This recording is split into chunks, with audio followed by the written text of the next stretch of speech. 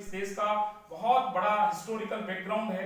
ऐसे सभी बातों को और विचार विमर्श करने के बाद 26 नवंबर 1949 को यह संविधान की बहस पूरी हुई और उसका एक ड्राफ्ट बना करके देश के सामने रखा गया और उसके बाद उस पर अंतिम मोहर लगाते हुए 26 जनवरी 1950 को भारत का संविधान को अंगीकार किया गया। उसके बाद भारत एक गणतांत्रिक देश भी बन गया और पिछले 72 वर्षों में बहुत ही सफलता के साथ और संविधान निर्माताओं ने जिन जिन बातों को इस संविधान के तहत उसकी आत्मा में रखा था, अमूमन कुछ बातों को छोड़कर जो आज भी जिस पर बहस हो सकती है, लेकिन भारत ने अपने वर्षों के गणतंत्र और लोकतंत्र के दोनों पद्धतियों का अनुभव के आधार पर हम एक पूरी दुनिया के सामने आज भारत एक सफल गणतांत्रिक देश बना है। हमने अपने इस गणतंत्र की सभी संविधान निर्माताओं की बातों को मजबूत किया है और पूज्य बाबा साहब भीमराव अंबेडकर जी ने संविधान के ड्राफ्टिंग कमेटी के अध्यक्ष के नाते एक बात कही थी, महत्वपूर्ण ये नहीं है कि संविधान कैसा बन रहा है, महत्वपूर्ण ये है कि संविधान चलाने वाले लोग कौन होंगे, ये किसके हाथों से चलेगा। इसलिए मुझे लगता है कि आज भारत पूरी दुनिया के सामने एक लोकतंत्र और गणतंत्र के रूप में सबसे स्थापित राष्ट्र के रूप में उभरा है। इसलिए इस गणतंत्र को मजबूत करने वाले सभी शक्तियों को मैं आपके माध्यम से बहुत बहुत आभार व्यक्त करता हूं और संपूर्ण देश की 136 करोड़ की जनता और पूरे दुनिया में रहने वाले भारतवंशियों को इस गणतंत्र दिवस की विशेष शुभकामनाएं अर्पित करता हूं। जैसा कि आज विभाग न्यूज में समस्या से संविधान से समाधान का जो कार्यक्रम है, इस कार्यक्रम में आप देख रहे हैं कि किस तरीके से सारे भारत में नई नई समस्याओं का नई शिक्षा नीति पे विरोध या फिर अन्य वामपंथी संगठनों द्वारा जिस तरीके से विचार उत्पन्न हो रहे हैं, इसको आप किस दृष्टि से देखते हैं? विभाग न्यूज का मैं फिर से आभार व्यक्त करता हूं। आपने बहुत ही एक अच्छा प्रश्न पूछा है। निश्चित तौर पर ये जितना बड़ा देश है, दुनिया के कई लोगों को, कई देशों को ये विश्वास नहीं होता है कि भारत कैसे आगे बढ़ रहा है और स्वाभाविक है कि इतने बड़े देश में कई प्रकार के विचार भी है, विचारों की बहुलता भी है, पंथों की बहुलता भी है और देश की आजादी से पहले से लेकर आज तक कई ऐसी देश विरोधी विघटनकारी शक्तियां भी इस देश में उपलब्ध हैं जो जाति, संप्रदाय, भाषा या अलग अलग प्रकार से और देश में एक विभेद उत्पन्न करना चाहती है। राजनीतिक प्रतिद्वंदता लोकतंत्र में एक स्वस्थ परंपरा है, लेकिन यहाँ कभी कभी राजनीति और व्यक्ति का विरोध करते करते कुछ विचार के लोग, विशेष तौर पर जिसको हम वामपंथी विचार कहते हैं या कम्युनिज्म का विचार कहते हैं या जिसको फेनेटिक कहते हैं, ऐसे और भी जो देश की आंतरिक सुरक्षा के लिए चुनौती बनते हैं, रेफरेंडम 2020 की बात करते हैं, खालिस्तान की बात करते हैं, नक्सल की बात करते हैं, ऐसे कई सारे लोग हैं जो इस देश को अलग अलग समय में अनेक प्रकार के अवरोध उत्पन्न करने का प्रयास करते हैं। तो निश्चित तौर पर भारत में आज ऐसे कई सारे प्रश्न खड़े किए गए हैं, लेकिन जैसे जैसे हम भारत के संविधान को पढ़ते हैं, ये देश आज भारत के संविधान के तहत चल रहा है और इसलिए भारत के संविधान निर्माता भविष्य दृष्टा भी थे। उनको अंदाज था शायद कि आने वाले समय में देश में इस प्रकार की बहस आ सकती है, इस प्रकार के मुद्दे आ सकते हैं। इसलिए उन्होंने सभी प्रकार के जो भारत का संविधान की समग्रता को अगर हम देखेंगे तो उसके सारे जो 22 भाग और जितने अलग अलग प्रकार के आर्टिकल्स हैं, उन सब में उन्होंने इन सारे प्रश्नों का शायद पहले से विचार किया होगा और इसलिए हर बात का समाधान भारत के संविधान के तहत है। एक एक आर्टिकल है, फ्रीडम ऑफ एक्सप्रेशन की बात आती है और अभिव्यक्ति की स्वतंत्रता की बात अगर आती है, इंडिविजुअल राइट की बात आती है, तो इन समानता की बात आती है, संप्रभुता की बात आती है, बंधुता की बात आती है। तो निश्चित तौर पर भारत का संविधान प्रत्येक व्यक्ति के लिए स्वतंत्रता की बात जरूर करता है, लेकिन उस स्वतंत्रता के साथ साथ जब हमारे अधिकारों की बात होती है तो भारत के संविधान में कर्तव्य की भी बात है और जब अधिकार की बात आएगी तो साथ में कर्तव्य होगा, तो निश्चित तौर पर उसमें समाधान मिलेगा। इसलिए मैं कह सकता हूं कि आज के वर्तमान के देश के सामने जितनी भी चुनौतियां हैं, उन सब का समाधान भारत के संविधान में निहित है और इसलिए देश के प्रत्येक व्यक्ति को इस संविधान को मान करके चलना चाहिए, क्योंकि इस संविधान से आज भारत चल रहा है। जैसा कि आप जानते हैं कि दिल्ली में किसान आंदोलन चल रहे हैं, किसान और सरकार के बीच काफी राउंड बातचीत भी हो चुकी है, लेकिन ये सारे नतीजे विफल रहे हैं। सरकार, सुप्रीम कोर्ट भी इस पे हस्तक्षेप कर चुकी है, लेकिन इसका कोई भी सफलता नहीं दिख रही है। तो ऐसे में क्या लगता है, आप किस दृष्टि से इसे देखते हैं एवं इसका आपको ऐसा लगता है क्या किसान आंदोलन महज किसी एजेंडा या किसी पार्टी का ऐसा एजेंडा हो सकता है? देखिए, सबसे पहले तो मैं आपके माध्यम से, आपके विभाग न्यूज चैनल के माध्यम से संपूर्ण देश के प्रत्येक व्यक्ति को कहना चाहता हूं कि भारत के लोकतंत्र में सभी को अपनी बात कहने का, अपना विरोध दर्ज कराने का अधिकार है। इसके तहत उसको अधिकार है। जहां तक किसान आंदोलन की बात है, निश्चित तौर पर जब इस देश की सरकार 3 कृषि बिल लेकर आई और उस बिल को आने के बाद वो बहुत ही किसानों के जीवन को, खेती और किसान को पूरी तरह से आगे बढ़ाने के लिए, विकास के लिए एक बहुत ही महत्वपूर्ण कदम है। और मैं कह सकता हूं कि शायद स्वतंत्र भारत के बाद पहली बार कोई ऐसी सरकार है जिसने इस प्रकार से खेती और किसान को ध्यान में रखते हुए तीनों बिलों को वो लेकर आए। लेकिन जैसे जैसे बिल पास हुए, और ये बिल, मैं आपको दूसरी बात एक और कहना चाहता हूं देशवासियों को, ये देश की कार्यपालिका, न्यायपालिका और विधानपालिका, तीनों इस किसान आंदोलन को अगर हम समझेंगे तो तीनों की भूमिका समझ में आएगी और आंदोलन की भूमिका भी हमको समझ में आएगी। सभी स्तरों पर किसानों के सही मुद्दों पर पूरा देश किसानों के साथ है। किसान अन्नदाता है, इसलिए किसी भी कीमत पर किसान की और खेती की अनदेखी भारत जैसे देश में नहीं होनी चाहिए, क्योंकि हम धरती को मां मानते हैं और जो इस मां के सीने को चीरकर हम सबके जीवन के लिए अन्न उगाता है उसको हम अन्नदाता कहते हैं, अन्नदाता कहते हैं। इसलिए उस अन्नदाता के जीवन की रक्षा, उसकी सभी प्रकार की बात होनी चाहिए।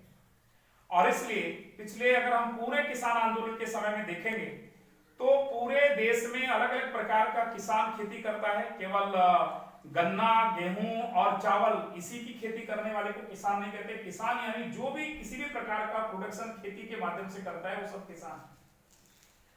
इसलिए इन तीनों किसान बिलों पर जब संशय उत्पन्न हुआ तो सरकार ने लगभग 8 दौर की बातचीत किसान नेताओं के साथ की, और इन 8वें दौर की बातचीत में कहीं ना कहीं सरकार की एक ही मंशा थी। और सरकार कौन है? तो ये हमको ध्यान में रखना पड़ेगा कि सरकार इस देश के लोकतांत्रिक ढांचे की चुनी हुई सरकार है, जिसको 300 से ज्यादा, अकेले एक पार्टी और पूरे गठबंधन को 350 से ज्यादा सांसदों का समर्थन प्राप्त है। और भारत के संविधान ने कहा है और सभी प्रकार के अधिकार इस देश की संसद को है। और ये तीनों बिल देश की उस पार्लियामेंट में है, और संविधान में कोई भी व्यक्तिगत व्यक्ति संविधान संसद में खड़ा होकर के राय व्यक्त नहीं कर सकता है। वो देश के प्रधानमंत्री का कमिटमेंट है तो भारत सरकार का कमिटमेंट है। देश के कृषि मंत्री अगर वहां खड़े होकर कमिटमेंट करते तो उनका कमिटमेंट है। उन सब लोगों ने मिलकर कहा है कि ये किसी भी कीमत पर ये किसान के विरोध में नहीं है, किसानों के हित में है। लेकिन फिर भी संसद निर्माण हुआ, आंदोलन प्रारंभ हुआ। लोकतंत्र में स्वाभाविक है विरोध दर्ज होना है। सरकार ने सभी प्रकार के मुद्दों पर बार बार बैठकों के द्वारा उनकी शंकाओं का निराकरण किया, करना भी चाहिए। अभी भी अगर किसानों की कोई शंका है तो सरकार को, देश के प्रधानमंत्री से लेकर सब लोगों को उन शंकाओं का निर्माण करना चाहिए।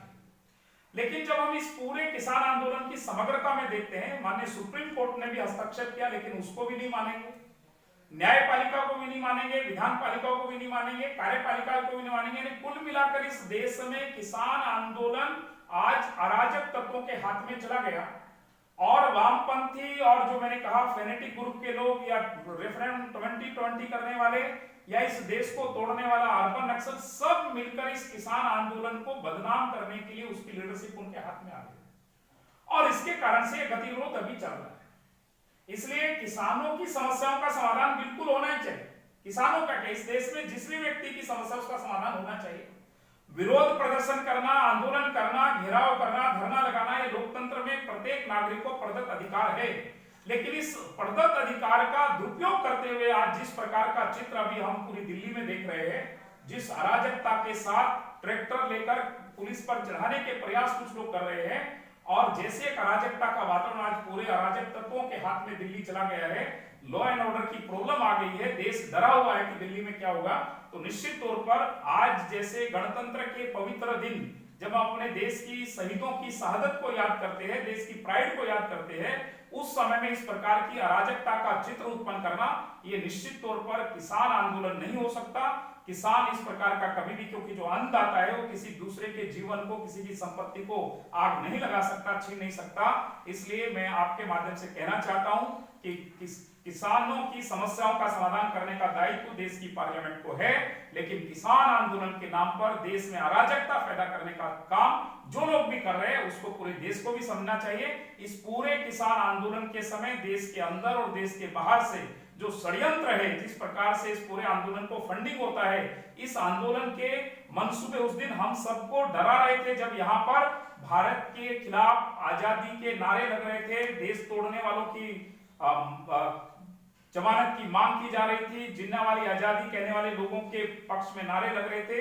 तो निश्चित तौर पर एक संदेश तो वहां उस दिन भी दिख रहा था, लेकिन आज जिस प्रकार का एक चित्र हम देख रहे हैं ये दुर्भाग्यजनक है। मैं देश के किसान नेताओं को, किसानों को आह्वान करना चाहता हूं कि लोकतंत्र में विरोध और सहमति, संवाद, इसके द्वारा प्रत्येक समस्या का समाधान हो सकता है, लेकिन अराजकता अगर किसी आंदोलन में आएगी, वो आंदोलन उसको हाईजेक किया जा रहा है। मैं देश के किसानों से भी अपील कर रहा हूं कि किसान के नाम पर अब ये देश अराजक तत्वों के हाथों में नहीं रहना चाहिए। और मैं देश की सरकार से भी निवेदन करना चाहता हूं कि अब समय आ गया है, किसानों से संवाद करना है, आप करिए, लेकिन अराजक तत्वों के हाथों में देश को मत छोड़िए। आपको आगे बढ़कर काम करना पड़ेगा। मैं देश के माननीय सर्वोच्च न्यायालय से भी कहना चाहता हूं, आज उन्होंने देश को बंधक बनाया है, अगर ये अराजक तत्व इसी प्रकार से आगे बढ़े तो कल देश का सर्वोच्च न्यायालय भी वो बंधक बनाएंगे और देश की संसद को भी बंधक बनाएंगे, क्योंकि किसान आंदोलन के नाम पर अराजक तत्व और इस प्रकार के लोग जो इस देश के विकास को बढ़ते हुए हजम नहीं कर पा रहे हैं। आज का ही दिन क्यों चुना? आज एक तरफ पूरा देश अपने शहीदों को याद कर रहा है, पूरा देश आज अपनी सेना की प्राइड को आज परेड ग्राउंड के माध्यम से, राजपथ की परेड के माध्यम से देख रहा है। सेना के जाबाज सिपाहियों के द्वारा, सैनिकों के द्वारा आज वायु क्षेत्र में अपनी शौर्य का प्रदर्शन करके एक गौरव और प्राइड का भाव जागृत किया जा रहा है। लेकिन आज पूरा देश एक नए नैरेटिव को देख रहा है। ये भारत के गणतंत्र के लिए अराजकता और काला दिन मुझे लगता है। इसलिए इसके बारे में मैं यही कहूंगा, यह किसान आंदोलन के नाम पर अराजक आंदोलन हो गया है। इसको देश के सभी लोगों को समझकर इसको कोई समाधान की ओर लेकर जाना चाहिए। क्या आपके मुताबिक नरेंद्र मोदी का आत्मनिर्भर सपना साकार हो गया है? इसे आप इस योजना को कैसे देश की स्थिति में बदलाव के रूप में देखना चाहते हैं? देखिए, पिछले 7 दशकों से भारत कई मायनों में आगे बढ़ा है और निश्चित तौर पर जब अंग्रेज भारत को स्वतंत्रता देने लग रहे थे तो उस समय उनके मन में एक डाउट था, क्या भारत के लोग भारत को चला पाएंगे। लेकिन आज जब हम अपने गणतंत्र के 72 वर्ष पूरे कर रहे हैं तो निश्चित तौर पर हमने केवल भारत नहीं तो पूरी दुनिया को एक संदेश दिया है कि भारत न केवल अपने गणतंत्र और लोकतंत्र को बचाकर आगे बढ़ेगा, अपितु दुनिया के सामने एक विकसित राष्ट्र के रूप में खड़ा होने की संभावना की ओर बढ़ेगा। और वर्तमान में जिस प्रकार के प्रयास पिछले 5-6 वर्षों में विशेष तौर पर हुए हैं, निश्चित तौर पर आज एक आत्मनिर्भर भारत का स्वप्न हम लोग देख रहे हैं। इस आत्मनिर्भर भारत के स्वप्न को जब हम देखते हैं तो आज भारत अपने सभी प्रकार के उद्योग से लेकर के, सेना उपकरण से लेकर के और कई प्रकार की नई टेक्नोलॉजी के साथ आत्मनिर्भर भारत बन रहा है। कोरोना जैसी महामारी के समय में भी हमने उस आपदा को अवसर में बदलने का काम किया है। आज स्वदेशी तकनीक से हम अपने सभी प्रकार के उत्पादन बनाने की ओर भारत बढ़ रहा है। जब कोरोना आया था तो हम पीपी किट नहीं बना पा रहे थे, एक भी पीपी किट भारत में नहीं थी। लेकिन आज इन लगभग 9-10 महीनों में भारत के वैज्ञानिकों को मैं अभिनंदन करना चाहता हूं, जिन्होंने कोरोना की 2 वैक्सीन बनाकर न केवल भारत अपितु अपने मित्र देशों को भी भेजने का काम किया है। आज हम चंद्रयान 2 की बात कर रहे हैं। आज भारत के पास राफेल है, आज भारत का लोकतंत्र मजबूत है, आज भारत $5 ट्रिलियन का स्वप्न देख रहा है। इसलिए हम आज स्टार्टअप की बात कर रहे हैं, मेक इन इंडिया की बात कर रहे हैं। स्वास्थ्य के क्षेत्र में, शिक्षा के क्षेत्र में, समाज जीवन के प्रत्येक क्षेत्र में आज देश की सरकार नहीं, देश की जनता उस परिवर्तन की ओर बढ़ रही है। और इसलिए एक बदलते हुए भारत को हम देख रहे हैं। तो निश्चित तौर पर आने वाले दिनों में जो अब्दुल कलाम जी ने विजन 2020 कहा था, उस विजन 2020 के आत्मनिर्भर भारत, विकसित भारत की ओर हम बढ़ रहे हैं। तो आज समाज जीवन के प्रत्येक क्षेत्र में जो एक सकारात्मक परिवर्तन आ रहे हैं, तो निश्चित तौर पर मैं कह सकता हूं कि भारत आत्मनिर्भरता की ओर अपने कदम बढ़ा रहा है। और एक बार पुनः संपूर्ण विश्व का ध्यान आज भारत की ओर है। आज पूरी दुनिया में भारत का सम्मान बढ़ रहा है। पूरी दुनिया के लोग आज भारत के प्रधानमंत्री को एक ग्रेट नेतृत्व के नाते से स्वीकार कर रहे हैं।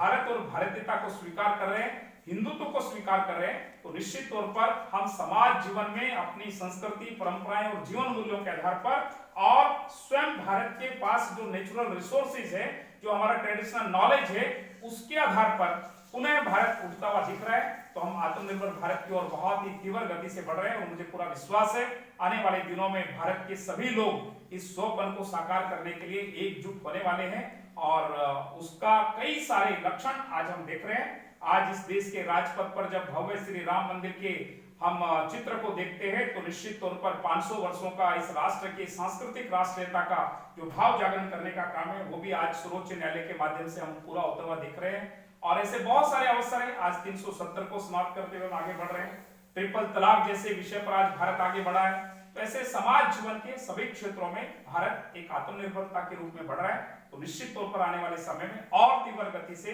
भारत विश्व का सिरमौर राष्ट्र बनेगा, इसको कोई रोक नहीं सकता। आप किसान आंदोलन के बारे में बताया। किसान आंदोलन के साथ साथ आप मुझे बताइए कि किसान आंदोलन के विरोध तो हो रहे हैं, उसके साथ साथ राष्ट्रीय शिक्षा नीति जो नूतन शिक्षा नीति आई है उस पर भी विरोध कर रहे हैं कुछ लोग। क्या जरूरी अभी इस माहौल पर राष्ट्रीय शिक्षा नीति जरूरी थी क्या?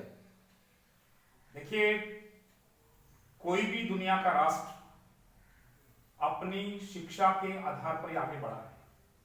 आज अगर हम दुनिया के सुपर पावर के रूप में अमेरिका की बात करते हैं तो अमेरिका के विश्वविद्यालय के रिसर्च के आधार पर ही संपूर्ण अमेरिका का विकास। जर्मन से लेकर जापान से लेकर दुनिया के किसी भी देश को देखते हैं तो उसका रिसर्च, इवन चाइना को भी हम देखेंगे तो वहां का विश्वविद्यालय में रिसर्च कैसा होता है, आपकी शिक्षा व्यवस्था कैसी है, वो बहुत महत्वपूर्ण होती है किसी भी राष्ट्र के युवाओं को प्रेरणा देने के लिए। लेकिन दुर्भाग्य से इस देश में जब हम पराधीन थे तो लॉर्ड मैकाले ने 1836 में एक एजुकेशन पॉलिसी को डिजाइन किया। स्वतंत्रता के बाद भी इन 70 वर्षों में लगभग हम उसी प्रकार के लॉर्ड मैकाले की उस एजुकेशन सिस्टम जिसको यूनिवर्सिटी सिस्टम कहते हैं उसी के तहत हम देश को आज देख रहे हैं। और इन 70 वर्षों में हमने देखा कि आज बहुत सारी समस्याएं इस कारण से भी उत्पन्न हुई क्योंकि हमारी शिक्षा में इंफॉर्मेशन है लेकिन नॉलेज नहीं। भारत को अंडरस्टैंड करने की शिक्षा हमको नहीं मिली। इस देश से मेरा रिश्ता क्या है, भारत क्या है, उसकी वास्तविकता ये नहीं समझते तो इसी देश के किसी कैंपस में भारत तेरे टुकड़े टुकड़े के नारे लगते हैं। और आज एक तरह से हम देख रहे हैं कि भारत का जो प्रतिभा है वो दुनिया में जाकर काम करता है लेकिन भारत के लिए उपयोगी नहीं है। इसलिए एक समय की बहुत ही महत्वपूर्ण आवश्यकता थी कि शिक्षा का भारतीयकरण होना चाहिए। तो मुझे लगता है कि हमने 185 वर्षों का लॉर्ड मैकाले का जो चोला था उसको उतार कर फेंकने का एक प्रयास किया है। इसके लिए मैं देश के यशस्वी प्रधानमंत्री, उनके कैबिनेट और देश के उन तमाम लोगों को अभिनंदन करना चाहता हूं, के कस्तूरी रंगन को अभिनंदन करना चाहता हूं जिन्होंने पूरे देश में लगभग 6 वर्षों में लोकतांत्रिक प्रक्रिया से 2.5 लाख से ज्यादा लोगों के साथ मिलकर शिक्षा के जितने स्टेक होल्डर्स हैं उनके सजेशन लेते हुए एक नई राष्ट्रीय शिक्षा नीति का ड्राफ्ट तैयार किया। ये शिक्षा भारत के लिए भारत की शिक्षा है, ये भारत केंद्रित है, ये महिला को अग्रसर करने वाली शिक्षा, वंचितों को मिलने वाली शिक्षा है, ये भावना और टेक्नोलॉजी के साथ जुड़ी हुई शिक्षा है, ये भारत की मातृभाषा और संस्कृति को पुष्ट करने वाली शिक्षा है। कुल मिलाकर भारत का समग्रता के साथ परिवर्तन करने वाली ये शिक्षा व्यवस्था है। इसलिए ये सही समय है जब आज के इन सारे प्रश्नों के बीच में एक सही भारत का चित्र अपने परिसर में आए और इस देश के छात्रों और छात्रों को भारत की शिक्षा भारत की भाषा में मिले। इसके लिए new education policy, national education policy का आना बहुत आवश्यक था और मुझे लगता है कि सही समय पर देश की सरकार ने शिक्षा नीति लाए हैं। और विरोध करने वाले केवल महज विरोध के नाम पर विरोध करते हैं लेकिन वो एक भी बात ये नहीं कह पा रहे कि शिक्षा नीति में गलत क्या। जैसे किसान बिल का भी यही काम है और भी ऐसे कई नीति आती है। सीए बीच में आया, उस समय भी लोग विरोध कर रहे थे लेकिन जब ये पूछा जाता है कि इसमें विरोध का गलत है क्या तो कोई गलत नहीं बताता। देखिए, जब देश में रिफॉर्म्स हो रहे हैं तो ऐसे कई लोग हैं जिन्होंने इस देश को इतने सालों से अपने कब्जे में रखा, अपने डिस्कोर्स में रखा, एकेडमिया से लेकर पॉलिटिकल तक। आज जब उन लोगों को लगता है कि भारत तो आगे बढ़ेगा और ये ट्रेडिशनल नॉलेज के साथ आगे बढ़ जाएगा तो ऐसे भारत और भारत की बाहर की शक्तियां अधिक सक्रिय हैं। लेकिन न्यू एजुकेशन पॉलिसी में कोई भी देश का सामान्य व्यक्ति विरोध नहीं कर रहा है और पूरे संपूर्ण देश के प्रत्येक व्यक्ति ने उसकी सराहना की है। हाँ, कुछ मुट्ठी भर लोग हैं जिनका आज तक कब्जा था, उसमें विशेष तौर पर हमारे वामपंथी मित्रों का जो महल ध्वस्त हो गया है, जो उन्होंने इस देश के मित्र घटते हुए देश की वास्तविकताओं को दरकिनार करने का प्रयास किया था। संस्कृत भाषा को डेड लैंग्वेज घोषित किया था। गुरुकुल परंपरा को जिन्होंने नेस्तनाबूद किया, नालंदा जैसे विश्वविद्यालयों के भारत के इतिहास को नकारने का प्रयास किया। आज इस राष्ट्रीय शिक्षा नीति के तहत आने वाली पीढ़ियां सही भारत के गौरवशाली इतिहास को देखेंगे। वो अपने आइडियल्स के साथ साथ अपने आइडियाज को प्रस्तुत करेंगे और अपने सपनों का भारत बनाएंगे। इसलिए ये शिक्षा, ये संविधान सम्मत है। ये वंचित वर्ग से लेकर महिलाओं से लेकर गरीब अमीर सबके लिए एक समग्रता में विश्वास करने वाली ऐसी एक शिक्षा आई है।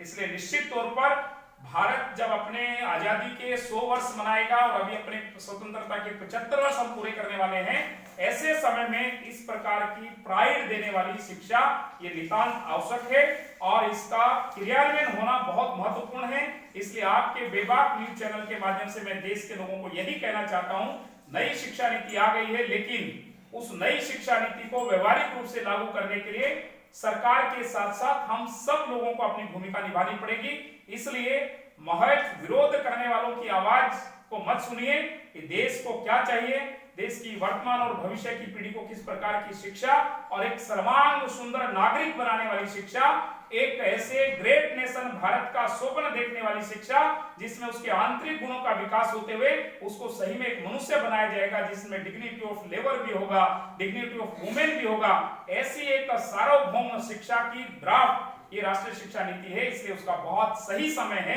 ये सही समय पर आई है। निश्चित तौर पर इस शिक्षा नीति से देश में एक व्यापक परिवर्तन होगा और हम सबके लिए रोटी, कपड़ा, मकान, पढ़ाई और दवाई, एक कल्याणकारी राज्य का स्वप्न जो होता है वो इस नई राष्ट्रीय शिक्षा नीति में हम देख सकते हैं। आज बेबाक न्यूज चैनल में हमारे साथ उपस्थित है अखिल भारतीय विद्यार्थी परिषद के राष्ट्रीय सह संगठन मंत्री श्री श्रीनिवास जी। श्रीनिवास जी, मैं आपसे जानना चाहूंगा कि जिस कोरोना काल में सारे विश्व को हिलाकर रख दिया, उस कोरोना काल में एबीवीपी के कार्यकर्ता किस तरह से अपना योगदान कर रहे थे, किस तरीके से समाज के लिए कल्याणकारी कार्य कर रहे थे? देखिए, निश्चित तौर पर अभी एक डिबेटेबल इशू है कि चाइना की किसी लैब से, वुहान से कोरोना आया। अभी प्रकृति जन्य है या व्यक्ति के द्वारा कृत्रिम है, मैं उस बहस में तो नहीं जाऊंगा। लेकिन पूरी दुनिया में कोरोना जन्य महामारी ने पूरी दुनिया को पस्त कर दिया। सभी प्रकार के मेडिकल और टेक्नोलॉजी फेल हो गए। पूरी दुनिया के हाइजेनिक इंडेक्स के क्रमांक 1 के राष्ट्र भी धराशायी होते हुए दिखे। लेकिन जब हम पूरी दुनिया और भारत को देखते हैं तो भारत ने अपने राष्ट्र की चित्ती का जागरण किया और इस आपत्ति में इसको आपत्ति को अवसर में बदल दिया। और इसलिए पूरे भारत के प्रत्येक व्यक्ति की भारत का जो हिंदुत्व का जीवन दर्शन है वो पुनः प्रकट हो गया। इतने बड़े देश में एक भी व्यक्ति भूख से नहीं मरा, इसलिए पूरा समाज सहयोग के लिए आया। और ये भारत के संस्कार में है कि दूसरों की सेवा करना, संकट के समय समाज के लिए खड़ा होना। और ये पहला ऐसा महारोग है जिसमें व्यक्ति की इम्यूनिटी के बारे में बात की जाती है और जब कोई बीमार होता है तो आइसोलेशन में जाना पड़ता है। ऐसे समय में जब देश के अंदर भारत में भी ये परिस्थिति आई, हमने भी अपने लगभग 1 लाख से अधिक स्वजन खोए। इसलिए मैं उस प्रत्येक परिवार के साथ अपनी संवेदना ज्ञापित करता हूं जिसका कोई ना कोई स्वजन गया और वो स्वजन जब एक बार उसके घर से गया तो वापस लौटकर नहीं आया। ये बहुत ही भारत के जनमानस के लिए एक बड़ी त्रासदी है, क्योंकि हमारे लिए बहुत भावनात्मक मुद्दा होता है। अपने परिवार का कोई सदस्य बीमार होता है, हम उसकी सेवा करते हैं, उसका अंतिम संस्कार, ये भी हमारे लिए बहुत भावनात्मक विषय होता है। लेकिन इस कोरोना के ऐसे कालखंड में ऐसे कई परिवारों के अपने बिछुड़ गए, उससे हम लोग वंचित हुए, निश्चित तौर पर उन सबके लिए। लेकिन उसके साथ साथ इस देश में कोरोना के समय में इस देश के डॉक्टर्स ने, पुलिस कर्मचारी ने, सफाई कर्मचारी ने, नर्सिंग स्टाफ ने जिस प्रकार का अदम्य साहस दिखाते हुए और राष्ट्रभक्ति का एक प्रमाण प्रस्तुत किया, निश्चित तौर पर अब सेना के बाद ऐसे लोगों के लिए भी पूरा देश सैल्यूट कर रहा है। तो ये भी एक भारत ने देखा और इसी भारत के इसी विचार को लेकर अखिल भारतीय विद्यार्थी परिषद इस देश में काम कर रहा है। और ये हमारा सौभाग्य है कि देश का सबसे अधिक युवा वो विद्यार्थी परिषद के साथ काम करता है। तो इस कोरोना काल में सबसे अधिक प्रासंगिक विद्यार्थी परिषद के कार्यकर्ता हुए, क्योंकि वो नौजवान थे, वो रिस्क ले सकते थे, उनका स्टेमिना और उनका इम्यूनिटी सिस्टम बहुत ज्यादा था। इसलिए हमने पूरे देश के अंदर 8000 से ज्यादा ब्लड डोनेशन किया ताकि हम किसी को भी जीवन बचा सके। हमने लगभग 3 करोड़ रुपया पीएम केयर्स फंड में 10-10 रुपए इकट्ठा करके दिया। हम समाज में जहां किसी को आवश्यकता भोजन की थी वहां भोजन पहुंचाने का काम किया, जहां राशन देने की बात थी वहां ग्रोसरी देने का काम किया।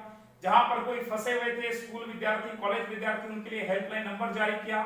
हमारे मेडिविजन के उसने टेलीमेडिसिन ऐप जारी किया। ऐसे कुल मिलाकर नॉर्थ ईस्ट से लेकर देश का कोई भी हिस्सा ऐसा नहीं है जहां विद्यार्थी परिषद के कार्यकर्ताओं ने काम नहीं किया। और ऐसे अगर हम कहें तो लाखों परिवारों को बचाने का एक बहुत बड़ा काम अखिल भारतीय विद्यार्थी परिषद ने किया। सबसे बड़ी भूमिका मैं कहता हूं कि समाज में जो एक डर का माहौल आया था, परिषद के कार्यकर्ता देश के हर हिस्से में प्रोटोकॉल फॉलो करते हुए जब सड़कों पर निकले, लोगों के घरों तक पहुंचे, उनकी जरूरतों के सामान को पहुंचाया और 8 लाख से ज्यादा छात्रों को केवल 2 दिन में देश भर में संपर्क करते हुए उनके उत्साह को बढ़ाया और इस देश में शिक्षा से लेकर सभी प्रकार के विषयों में एक अग्रणी छात्र संगठन की भूमिका विद्यार्थी परिषद ने निभाई। सही में छात्र कल का नहीं आज का नागरिक, इसका दर्शन पूरे देश और समाज को हुआ। इसलिए आज सर्वत्र विद्यार्थी परिषद के कार्यकर्ताओं द्वारा कोरोना काल में की गई सेवा को और उस सहयोग को पूरा देश याद कर रहा है। तो विद्यार्थी परिषद के कार्यकर्ताओं ने संपूर्ण देश में एक अद्भुत कार्य किया है। अपने जीवन को भी रिस्क में डालकर उन्होंने समाज के लिए अपने आप को प्रस्तुत किया। ये विद्यार्थी परिषद के लिए बहुत बड़ी गौरव की बात है कि हम अपने समाज का, अपने स्वजनों का, अपने इस देश के लोगों की कुछ सेवा कर रहे हैं। आज हमारे विभाग न्यूज चैनल के लाइव के माध्यम से काफी वो आपको देख रहे हैं। आज इस गणतंत्र दिवस के शुभ अवसर पर आप जैसा कि जानते हैं बंगाल में सबसे ज्यादा गणतंत्र की हत्या हो रही है, तो इसमें छात्र समाज, छात्र युवाओं की क्या भूमिका रहेगी, इस पर आप कुछ विषय रखिए। देखिए, भारत, मैंने पहले भी कहा कि गणतंत्र भी है, लोकतंत्र भी है और आज पूरा देश आगे बढ़ रहा है। नए नए स्टार्टअप शुरू हो रहे हैं। आज युवा नए नए प्रकार के अन्वेषण करते हुए, नई खोज करते हुए आगे बढ़ रहा है और उसके मन में कुछ ड्रीम्स हैं, एस्पिरेशंस भी हैं, आइडियाज भी हैं और उसको पूरे देश में एजुकेशन के माध्यम से जो आज उपलब्ध है उसमें कई प्रकार के अवसर भी मिल रहे हैं। लेकिन जब हम एक कंपैरेटिव स्टडी करते हैं कि पूरा देश और पश्चिम बंगाल की परिस्थिति के बारे में, जो खासतौर पर आपने प्रश्न पूछा है, और आसन समय में पश्चिम बंगाल के अंदर चुनाव भी है, तो मेरा मानना है कि जब हम दोनों को देखते हैं तो देश आगे बढ़ता हुआ दिखता है, लेकिन पिछले 45 वर्षों के यहाँ के कुशासन के कारण से निश्चित तौर पर पश्चिम बंगाल हर दृष्टि से पीछे जाता हुआ दिखता है। केवल गणतंत्र की हत्या नहीं, तो यहाँ चाहे वो शिक्षा का मुद्दा हो, चाहे वो महिलाओं की सुरक्षा का मुद्दा हो, यहाँ के युवाओं के रोजगार का मुद्दा हो, यहाँ की शिक्षा का चरमराता हुआ ढांचा हो, या यहाँ की बांग्ला भाषा की अस्मिता की लड़ाई हो, या यहाँ पर अवैध रूप से आने वाले घुसपैठी मुसलमानों का या मुस्लिम समाज का अपीसमेंट की बात, ये सारी बातों की जकड़न में पहले लगभग 35 साल तक वामपंथ का शासन यहाँ रहा। उन्होंने इस पश्चिम बंगाल को पूरा एक वैचारिक खोखलापन की ओर लेकर रसातल में धकेलने का काम किया। आज की वर्तमान सरकार मां, माटी और मानुष का नारा लगाकर आई थी, लेकिन इन 10 वर्षों में इस गणतंत्र की हत्या में ये भी हम देखते हैं कि आज तीनों का ही अस्तित्व खतरे में है।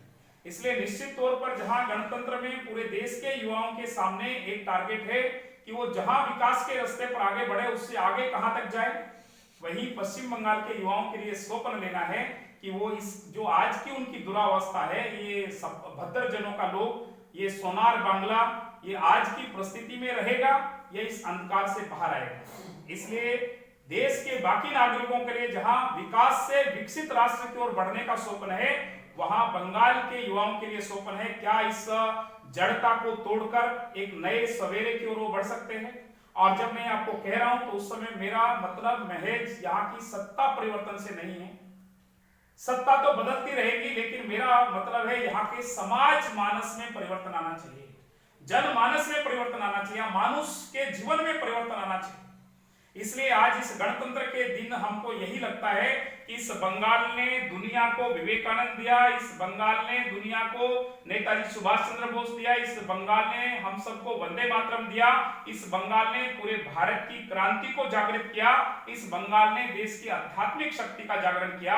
मेरे मन में आता है क्या आज इस गणतंत्र दिवस के दिन बंगाल का युवा जागृत होकर बंगाल को बदलने का स्वप्न लेगा क्या। इसलिए इस लोकतांत्रिक के दिन पश्चिम बंगाल में जो गणतंत्र की हत्या हो रही है, जिस प्रकार से यहाँ का पुलिस सिस्टम से लेकर सभी प्रकार का प्रशासन और यहाँ के विश्वविद्यालय में जिस प्रकार के एकेडमिक डिस्कोर्स को चला करके अभिव्यक्ति की स्वतंत्रता को क्रुद्ध किया जाता है, उसको दबाया जाता है, उसको क्रूरता के साथ, हिंसा के साथ उसको समाप्त करने का षड्यंत्र चलता है और हर अपने विरोध में उठने वाली आवाज को दबाने का प्रयास यहाँ के शासन प्रशासन के द्वारा होता है। ये सही नहीं है। इसलिए निश्चित तौर पर आज इस गणतंत्र के दिन पश्चिम बंगाल के एक एक नौजवान को तय करना पड़ेगा कि जो लोकतंत्र में हमको वोट का अधिकार मिला है उसका भी सही उपयोग करना है, और उसके बाद इस प्रदेश में जो भी सरकारें आई उन सरकारों पर एक दंड शक्ति के रूप में गणतंत्र की ठीक से स्थापना करते हुए ऐसा एक विकसित और संभावनाओं का पश्चिम बंगाल बनाने में यहाँ के युवाओं को अपनी भूमिका निभानी पड़ेगी, उनको सामने आना पड़ेगा। समाज परिवर्तन चाहता है, इसका नेतृत्व तो युवाओं को करना पड़ेगा। तो आपके माध्यम से मैं पश्चिम बंगाल के युवाओं को यही कहना चाहता हूं, लीड द चेंज।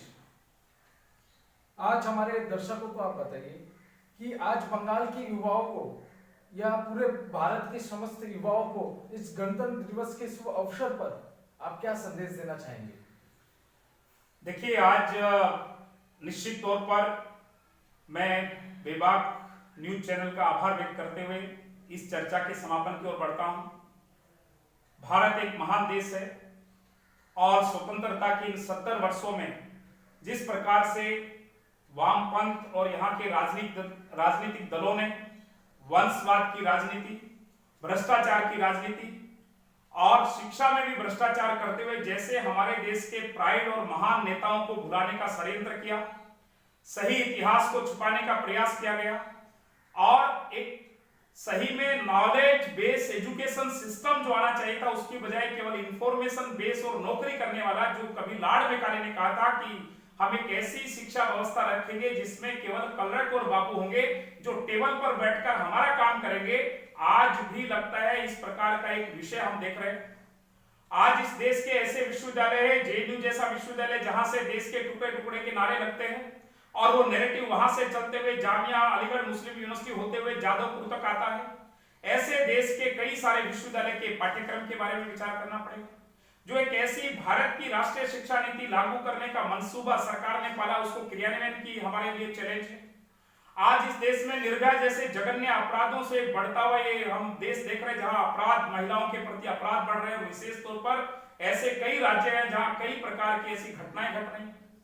तो निश्चित तौर पर इस देश की वर्तमान जो चुनौतियां हैं, उन चुनौतियों को आप किसी भी नजरिए से देख करके उनका समाधान नहीं कर सकते हैं।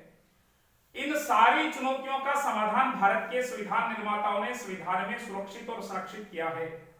इसलिए मैं आपके चैनल के माध्यम से सबसे पहली बात तो आज के देश के युवाओं को यही कहना चाहता हूं कि सबसे पहले वो भारत के संविधान के सही विमर्श को देखें। 2 साल 11 महीने 18 दिन इस देश के संविधान में क्या बहस हुई, किन मुद्दों पर बहस हुई, सारी बातें ऑन रिकॉर्ड है।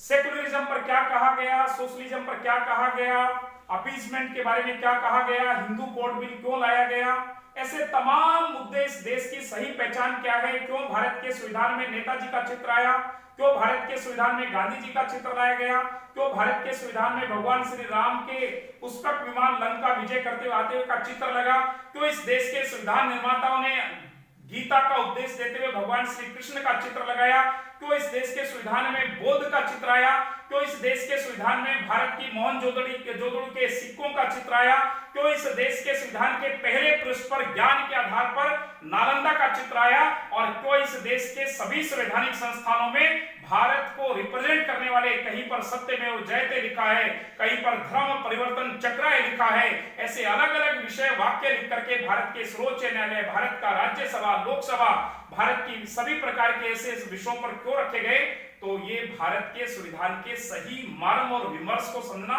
और उस विमर्श को देश के परिसरों में लेकर जाना। इस भारत की वास्तविक पहचान क्या है, उन पहचान के बिंदुओं को चिन्हित करते हुए इस देश के सामने भारत की वास्तविक पहचान को रखना, और इस देश में जो सबसे बड़ा डिस्कोर्स होता है हिंदू जीवन पद्धति, जिसको सुप्रीम कोर्ट ने हिंदुत्व का, हिंदू वे ऑफ लाइफ कहा है, उस हिंदू जीवन पद्धति जिसको विवेकानंद जी ने पूरी दुनिया के सामने रखा, जिसको सुभाष चंद्र बोस ने कहा, और आजकल कई ऐसे कम्युनिस्ट मित्र हैं जो सुभाष जयंती मना रहे, लेकिन यही लोग थे जिन्होंने 1943-44 में अपने मुख पुत्र में नेताजी को और तोजो का कुत्ता तक कहने का काम किया। तो ऐसे आज देश के आज की पीढ़ी को ये सारे देश की वास्तविकताओं का अध्ययन करना, भारत को अंडरस्टैंड करना, और जो देश के अंदर ऐसा कैंपस में अर्बन नक्सल जैसा एक नासूर बन रहा है, माओवाद जंगल में चलता है, उसको ज्ञान देने का काम सही मायने में उनके हाथ में केवल बंदूक है, लेकिन उनको उनको जो माइंड है वो देश के विश्वविद्यालय में बैठा हुआ अर्बन नक्सली कर रहा है, तो इस देश की आंतरिक चुनौतियां क्या है, भारत के लिए बाह्य चुनौतियां क्या है, हमारे लिए अवसर क्या है। तो आज इस गणतंत्र के 72वें दिन पर इस देश के प्रत्येक युवा को यह विचार करना पड़ेगा कि 1947 से पहले के युवाओं ने अपनी भूमिका निभाई। 1975 के कांग्रेस और वामपंथियों के आपातकाल के समय इस देश के युवाओं ने अपनी भूमिका निभाई। 1990 के बोफोर्स तोप के समय में भी इस देश के युवाओं ने अपनी भूमिका निभाई, और 1990 के भगवान श्री राम मंदिर के कार सेवा के समय में भी इस देश के युवाओं ने अपनी भूमिका निभाई, और 2010 में भ्रष्टाचार में आकंठ डूबे भारत को बचाने के लिए अन्ना हजारे से लेकर और स्वामी रामदेव जी से लेकर और विद्यार्थी परिषद के यूथ अगेंस्ट करप्शन तक के आंदोलन में इस देश के युवाओं ने हाथों में तिरंगा लेकर एक सत्ता में आमूलचूल परिवर्तन करने की भूमिका निभाई। मुझे लगता है कि जब हम अपनी आजादी के 75 वर्ष मनाएंगे तो आज इस देश के युवाओं को यह तय करना पड़ेगा कि हम अबो, कास्ट, ग्रीड, रिलीजन और ये सब प्रकार के देश तोड़ने के जो षड्यंत्र चल रहे हैं, चाहे वो किसी भी रूप में चल रहे हैं, सीए का विरोध करने के नाम पर हो, किसान के आंदोलन के नाम पर अपनी राजनीतिक और देश में अराजकता लाने की विषय कुछ लोग करना चाहते हो, सही मायने में अगर इस देश के किसान का मुद्दा है तो पूरा भारत किसानों के साथ है। लेकिन किसानों के मुद्दों पर जो लोग अराजकता ला रहे उस नेतृत्व को तो भारत स्वीकार कभी नहीं करेगा, क्योंकि किसान अन्नदाता है, उस किसान को भरमाया नहीं जा सकता। वो सही में जानता है कि देश का हित किसमें है, राष्ट्र हित के साथ, नेशन फर्स्ट, ये भाव लेकर आज का युवा, मैं आपके चैनल के माध्यम से यही कहना चाहता हूं कि इन सारी वर्तमान की परिस्थितियों को समझें। और देश किसी एक व्यक्ति के कहने से नहीं चलता है, देश किसी अमुक संप्रदाय के ग्रंथ से नहीं चल रहा है, देश किसी एक बात पर नहीं चल रहा है, देश किसी एक व्यक्ति से नहीं चल रहा है, देश चल रहा है पूज्य बाबा साहब भीमराव अंबेडकर और उनकी समिति के द्वारा बनाए गए संविधान से। इसलिए देश के अंदर जो भी आपको आपत्ति है, जिसको भी कुछ कहना है, उन सब बातों का समाधान के लिए भारत के संविधान ने लिखा है, हम भारत के लोग, we the people of India. इसलिए भारत की जनता सार्वभौम है, भारत की सार्वभौम जनता की शक्तियां भारत की संसद में निहित है, और भारत की संसद ये बाबा साहब भीमराव अंबेडकर के द्वारा रचित संविधान से चलती है। और भारत का संविधान हमको जहां अभिव्यक्ति की स्वतंत्रता देता है, वहीं उसकी अपेक्षा भी है कि हम राष्ट्र से बड़ा किसी को नहीं मानेंगे। इसलिए मैं देश के युवाओं से, देश के किसानों से, देश के मजदूरों को, देश की तमाम जनता को यही कहना चाहता हूं, आदिवासी क्षेत्र से, जनजाति क्षेत्र से लेकर शहरी क्षेत्र में रहने वाले तमाम लोगों से एक आह्वान करता हूं कि राष्ट्र के हित में जो अच्छी बातें होती है उसका स्वागत करें, जिन बातों पर डिबेट हो सकता है उनका डिबेट करें, जो देश के खिलाफ बातें होती है उसका विरोध करें। राजनीतिक विरोध के लिए विरोध नहीं, राष्ट्र प्रथम के भाव के साथ हम सब लोग आगे बढ़ेंगे तो मेरा पूरा विश्वास है भारत के संविधान निर्माताओं ने हमको एक ऐसा पवित्र रास्ता दिया है, एक मार्ग दिया है, उसका नाम भारत का संविधान है। इसलिए मैं इस चर्चा का समापन इसी बात से करता हूं, देश के समक्ष अपॉर्चुनिटी भी है, चैलेंज भी है, और उस अवसर को तो हम आगे लेकर जाएंगे, लेकिन चुनौतियों के लिए सब बातों का समाधान ये भारत के संविधान में निहित है। आइए भारत के संविधान की प्रिम्बल पढ़ें, भारत के संविधान को पढ़ें, इस संविधान के सही विमर्श को देश के कैंपस तक लेकर जाएं। मुझे लगता है यही गणतंत्र, और इस गणतंत्र को हम सबको देने वाले लोगों के एक सच्ची श्रद्धांजलि होगी। एक बार पुनः आजादी दिलाने वाले उन सभी शहीदों को और इस आजादी को अक्षुण्ण रखने वाले, आजादी के इन 72 वर्षों में जिन्होंने देश के लिए बलिदान किया, ऐसे सभी प्रकार के देश की सेना, अर्धसेना, देश की पुलिस के जवानों और समाज के अन्य ऐसे समाज सेवकों के प्रति अपनी श्रद्धांजलि अर्पित करते हुए उन सबको मैं अपना विनम्रता के साथ प्रणाम करते हुए यही कहना चाहता हूं, तुमने दिया राष्ट्र को जीवन, राष्ट्र तुम्हें क्या देगा। तुमने दिया राष्ट्र को जीवन, राष्ट्र तुम्हें क्या देगा। आंच तेज करने को अपनी नाम तुम्हारा लेगा। जय हिंद, वंदे मातरम। धन्यवाद आपका। आज आप विवाद न्यूज चैनल लाइव के माध्यम से एबीवीपी के राष्ट्रीय सह संगठन मंत्री श्री श्रीनिवास जी को देख रहे थे। श्रीनिवास जी को बहुत बहुत धन्यवाद। आपका भी बहुत धन्यवाद, आपके सभी दर्शकों को और आपके पूरे चैनल परिवार को मुझे बुलाने के लिए बहुत बहुत आभार। जय हिंद। धन्यवाद।